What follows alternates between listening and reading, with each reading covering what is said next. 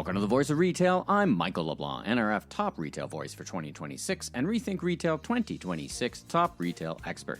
This podcast is produced in conjunction with Retail Council of Canada. Recorded live in person at the NRF Big Show in New York, I sit down with Rachel Calhoun, Global Leader for Retail, Consumer Goods and Travel at Kyndryl. In a wide-ranging and fast-paced conversation, we dive into both the modern trade craft of what it takes to help retailers with their complex and interconnecting systems, and into the real ROI of AI in retail, from reducing stockouts and modernizing commerce engines to closing what she calls the adaptation gap between consumer expectations and legacy systems. If you're wondering whether AI is hype or hard business impact, this conversation delivers answers. Rachel, welcome to the Voice of Retail podcast. How are you? I'm great. Thank you so much for having me today at this fun event. This fun event, how many of these have you been to? A lot. Probably about 12, 13 over the years. I demarcate my time in the industry by how many NRFs. Like, it's a kind of a big milestone. I think, because I've been in different roles myself, you have as well, all the way back to Dillard's I saw in your LinkedIn. I've been a retailer and then a consultant and a podcaster. It's been a bunch of years. So we're live here in the Narvar podcasting studio at the Big Show in New York. I got you for 20 minutes, which is a blessing because you're a busy, busy person. You're sharing your calendar. Who are you and what do you do for a living? Thanks for asking. So, Rachel Calhoun, I am the leader for retail, consumer goods, and travel for Kyndryl globally. I started in this role recently after about 20 years in the industry, believe it or not. Took a little stint over the last 18 months leading our cloud and applications data and AI business for Kyndryl in North America. And now we're really focused on moving towards that domain expertise, the industry expertise to layer on top of our consulting and managed services capabilities. So I know a bit about Kyndryl. I've had, you guys have been generous sponsors for some of the stuff I've been involved in, but let's not assume anyone else does. Tell us about Kyndryl. I'd be happy to. So Kyndryl is a company that spun off from IBM about 4 years ago. And we were the global technology services portion of IBM's business, provided managed services for clients for their mission critical applications, infrastructure, the hearts and lungs of what runs their business. We run managed infrastructure for some of the largest businesses globally. Top 5 airlines, top retailers across the globe. So they outsource the infrastructure to you guys, you run it for them kind of thing? Correct, but we've been on a journey over the last 4 years as Kyndryl in our own transformation. As we spun from IBM, that was really our core, but what we noticed is clients wanted advisory. They wanted to also understand how to integrate newer technologies into those mission critical systems. So we've focused on, over the last 2 years, really building out our consulting capabilities as well, across advisory, across design thinking capabilities and digital experience, around our organizational change management skills and enterprise strategy. So we do all of that front-end work for our customers now as well, and then can help them on project-based implementations and expansion, and then ongoing to run and managed going forward as well. And at the top of the funnel, so to speak, or is it the bottom of the funnel, kind of the strategy, what should you do as opposed to how to do it? Is that where you kind of pivoting the organization as well? That's exactly right. So ensure, as I sit here in some client meetings here at NRF, many of the customers are coming to us saying, okay, every meeting we walk into, people are talking about agentic AI. Every meeting we're talking about, our mission critical systems and how do we enable them. But how do we start to close that gap of what our customers demand versus what it is that we can provide, right, and integrate with our mission-critical systems? Now, one last question about your organization, scope and scale. I think I read you're the biggest in something, right? You've got a massive scale. We do, right? Yes. So we're north of 80,000 employees globally, about over $16 billion in revenue globally. Wow. We have headquartered here? Headquartered in New York City at One Vanderbilt, actually. So the building where the summit is, up there at the top. Right. It's a great building. We actually recently opened also a client hosting floor there where we help support our client environments. And most recently, some of our exciting announcements are our Liverpool Innovation Lab, where we're driving AI innovation for our customers. Global company. And we're looking to open a few of those AI innovation labs here in the U.S. this year as well. Let's talk briefly about Canada. So this is mostly a Canadian audience. What's your presence like in in the Great White North? Yes, we love Canada, one of our best and favorite markets. We recently named a new country president for Kyndryl there in Canada, Brian Medeiros, who was the managing partner for Scotiabank in the past for us. Large retail, large banking presence in Canada. We've recently made some investments in key consulting domain expertise in Canada as well, so that as we think about the capabilities that we have that underpin our consulting as well as our managed services, we can bring those to bear with the right industry use cases. So Canada is going to be a big focus for us going forward as we create these client value propositions. I'll be spending a lot of time on the road and look forward to spending time with our Canadian customers. Welcome. Stop in and say hi. It's a dynamic market. There's a lot going on in the retail space. You know, there hasn't been in a generation this much real estate, for example, available in the country with the demise of Hudson's Bay. Yes. You suddenly have 100 big boxes available, and the race is on. Yes. And the race is on how to integrate all this strategy together and stitch it all together. So let's get into it. You know, my first question for you guys did some great research. I was researching online is, you know, what are you hearing from retailers about? Are they getting the return from their investment in the technology that they put in? Are they, you know, after COVID, coming out of COVID, agility was so prized. We can't tell what's going to happen next. Sure. So we better be agile. I know, I talked to retailers who said, you know, our investments in things like supply chain visibility are now really paying off. Yes. Is that what are you hearing from your clients? Where do they need help? Yeah, I think that's a great question. So let's hit on supply chain since you brought up that example. I think some of the core aspects of the business where I'm hearing retailers ask for support and help is what I like to think of a little bit on this adaptation gap, right? It's this idea where the retailers know that the need of the consumer and what they expect of their brand is changing so rapidly, and they've made a series of investments in technologies and in their underpinning mission-critical systems, and the gap is widening between their ability to integrate those things to truly move from piloting AI use cases and bringing those to life in production. So I think a little bit of where we're seeing help needed from these retail customers, and some as, recently as today, even in some of our client meetings, is really around supply chain, integration of changing inventory. How do they drive those inventory systems that may be stood up in silos in different parts of their business units, drive that integration and then surface it up to use that data in a more real-time and effective way.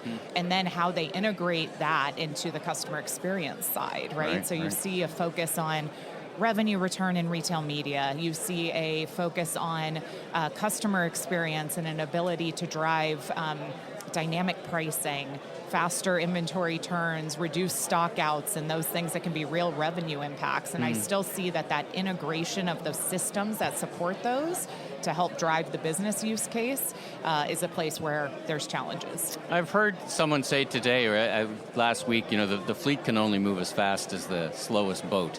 When you talk about the store fleet. And this technological enablement, it sounds great when you're in downtown, name a big city. But once you get into the outskirts or even in the northern, the farther places, internet gets a bit shaky. Maybe you're using satellite internet, but what are those constraints that retailers are trying to get past in terms of making sure the fleet and the uniform experience of their technology strategy? Yeah, I think it's a great question. I had a client mention to me earlier today, it's a lot around the network, right? Enabling 5G, enabling a broad network that can help take on the data requirements and the processing requirements that are underway for a lot of these use cases. And I think one other piece there is from an investment perspective, what I see is that retailers are also, there's a lot of pilots, right? There's no doubt that AI and agentic is a board level discussion. They all want to know, what is the company they're on the board for? Where are they investing? What is the impact going to be to the business? And as they do this, they're running several pilots across different parts of the business, where I think there's a bit of something that we, as Kyndryl, honestly can provide opportunity for our clients around is the prioritization as they think of their end customer and what they're trying to get out of a relationship with the brand, as well as what the C-suite of the company is looking to achieve, whether that's revenue growth, profitability, et cetera, prioritizing those use cases by truly defining what is that journey, what is the actual experience that you're looking to define to meet those KPIs and metrics, and then really honing in and focusing there. It's the idea of this agility that's required. It's no longer established, go buy all these tools and establish an infrastructure and an application set and a data set that supports anything that comes your way. It's this living, agile operating model that's going to be required. I like that phrase. You know, when I grew up in retail, and you and I have been in retail for a few years, you know, it was like a project-based. We're going to spend the next 3 years refreshing our stack, and then we'll be done, and we'll move on to something else. And it feels now, I've been hearing from retailers, like, you know, the CFOs are saying, you know, you at my door again? I thought we just did that project. But it feels like we're now in a place where it's just every year you're going to have to keep investing and investing, you know, at the right amounts, but with people with some great guidance. But it doesn't feel like a project the way it used to be. It feels like an ongoing iteration. And I think it comes back a little bit to the value that the brand is providing, right? The value that the retailer is providing, whether that be to their end consumer, whether it's a consumer packaged goods company that's looking to provide value to both the retailer and the end consumer. They need to be thinking a little bit about how do they entice the behaviors they want and what is required on their side to help meet those expectations.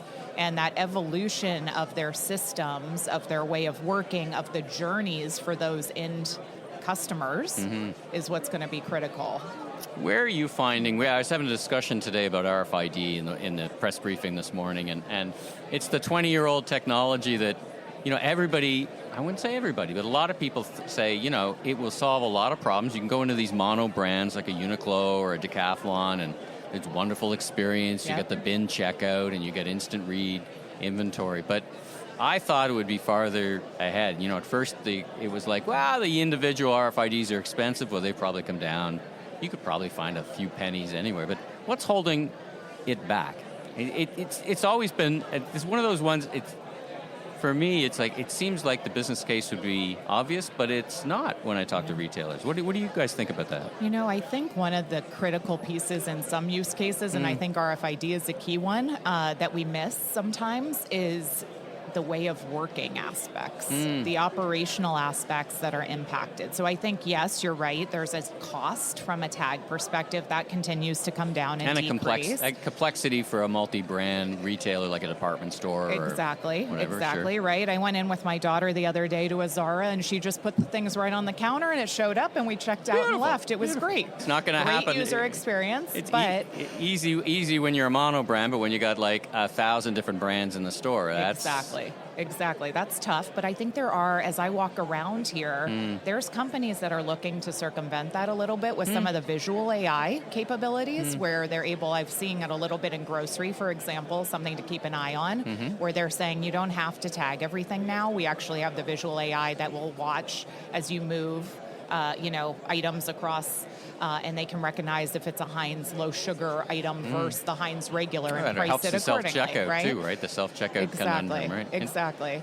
Loss prevention, all of those things, right? Let's talk about AI. So again, in the briefing this morning, and I interviewed chief economist from Moody's, and we're very interested in the actual impact on productivity of AI, right? And so this morning they were saying there's no real evidence that it's added any productivity to the economy. I talked to retailers and they seem kind of happy with it. But where do you sit on, is AI actually adding productivity to, or is that a threshold we're going to get to? Like everybody's going to talk about AI, it's very important, but what's your perspective?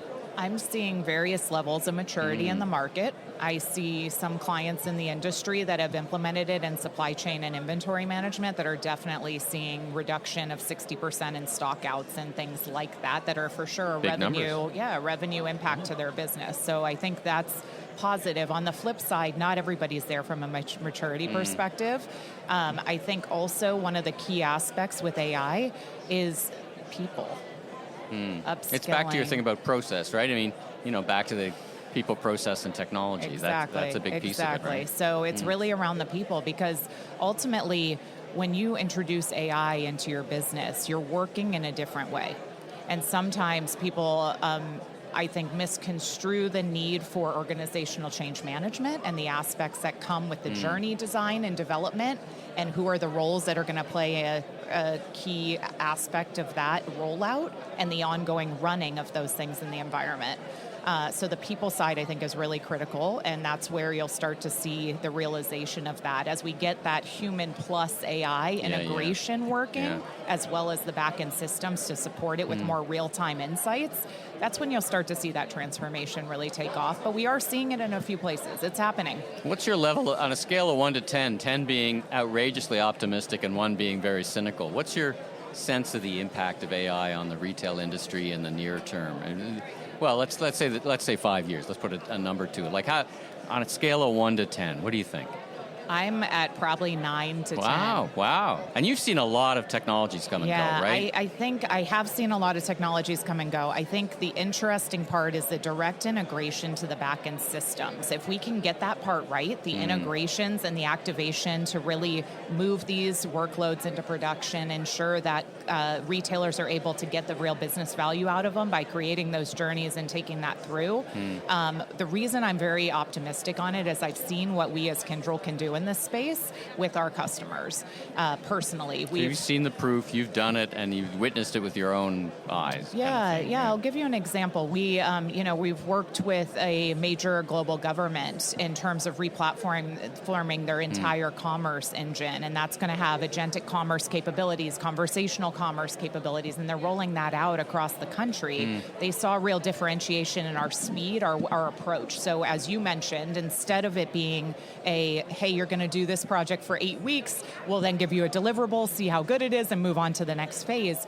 We're taking a different approach. We're bringing forward deployed engineers into our clients to showcase what we can do and helping them realize value quickly in these use cases. And then with that, able to augment and showcase how we integrate with the back-end systems to get them value and ROI quickly. I think that's going to be a key component, but it can be done. And with the right, I think, posture, if we do that in a space like retail, the impact is going to be huge to the customer experience and to the bottom line revenue. So we're kind of coming up on our time, so I got one question for you, and I want to understand your perspective on your tradecraft at Kyndryl, you as a consultant and a strategic advisor. You've been in this business for a while. What's changed? How do you see your role and the role of an advisor change over the past? You were at IBM for a bunch of years, you're Kyndryl now, so you're a veteran and you've seen a lot of projects come and go. How do you think about your job and the people who do your job now and in the future? I like to say we better be ready to show versus tell. Good one. In the agentic world, customers want to see it happen, and we have the ability to do that now. Right. We walked into a large, rental car company that we worked with and recently signed business with in the quarter here, and took their code base that needed to be converted for modernization and agentic use cases and did it in front of them during a meeting. That's the speed we're talking about. So as a consultant, the idea of creating a pitch deck that then is going to take them through, multi-weeks to show value is no longer an option. Value has to happen very quickly. Do you ever worry, this is maybe for the pod, maybe not, but do you ever worry like, oh, you did that in a couple of weeks, well, I'm not going to pay you what I was going to pay you when you spent 3 months doing it. It is absolutely a model shift that's happening. It's a shared value, outcome-based model. So that's how we're thinking about it. Oh, I see. Not time, results. Exactly. Results, outcome-based, and shared value. Right. You get value, we get value. And we're having to think about the commercial model that fits with that. Interesting. Well, Rachel, thanks so much for joining me here live, NRF on the Voice of Retail. If people want to learn more, get in touch with you, how do they do that? Absolutely. Please add me on LinkedIn, Rachel J. Calhoun at Kyndryl, and my email is rachel.calhoun@kyndryl.com. I look forward to hearing from you. Well, listen, it's great to meet you. Thanks again for joining me here, and I wish you a calmer rest of your week, but I know it's going to be busy now, so thanks for carving out some time for me. Absolutely. Thank you for having me. Thanks for tuning into this episode of The Voice of Retail. If you haven't already, follow on your favorite podcast platform so new episodes will land automatically each week. And be sure and check out my other retail industry media properties, the Remarkable Retail Podcast with Steve Dennis and the Global E-commerce Leaders Podcast. I'm your host, Michael LeBlanc, Senior Retail Advisor, keynote speaker. If you want more content or chat, follow me on LinkedIn. Safe travels, everyone.